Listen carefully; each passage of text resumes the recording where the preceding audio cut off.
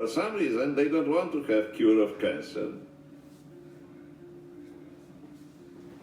My name is Sergeant Rick Schiff. I'm an 11-year veteran of the San Francisco Police Department. I hold the department's highest Medal of Honor for bravery. That used to mean a lot more to me than it does now. What I'd like to talk to you about today is my now 7-year-old daughter. This is an identical twin. Her sister is now dead. Her sister, when she was 4 years old, Kristen, developed a highly malignant brain tumor that had spread throughout her spine and her brain. The doctors told us that we had really two options: take her home, let her die, or bring her in for massive dosages of chemo and radiation simultaneously. In either event, she was going to die. They were quite certain of that, and very quickly.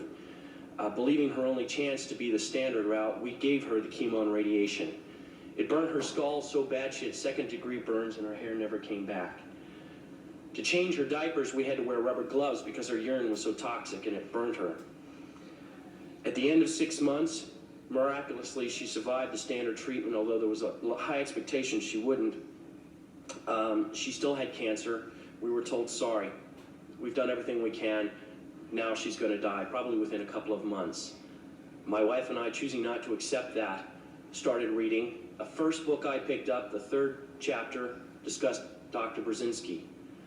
As you may guess, I have some expertise in fraud. In fact, I'm quite certain there are enough attorneys in the room that I could be vordeered as an expert in fraud. And I conducted my own investigation. I have no doubt the man is not a fraud.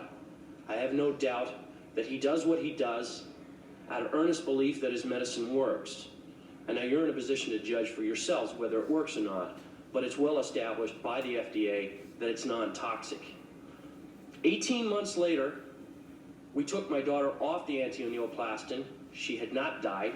She had no signs of tumor. She remained free for 18 months of cancer. Within a month, the cancer was widespread in her brain. We put her back on Brzezinski's. By the way, at the objections of our doctors, for some reason felt that it had failed her. We put her back on. Within 9 weeks, the tumor was completely gone. She died last July of neurological necrosis. Her brain fell apart from the radiation.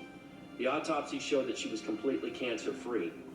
Out of 52 cases of that disease ever, no one died cancer-free, just Chrissy.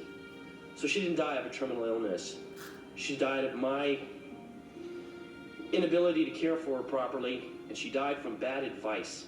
She died because there's a government institution that disseminates false information and is not looking out for the welfare of the people.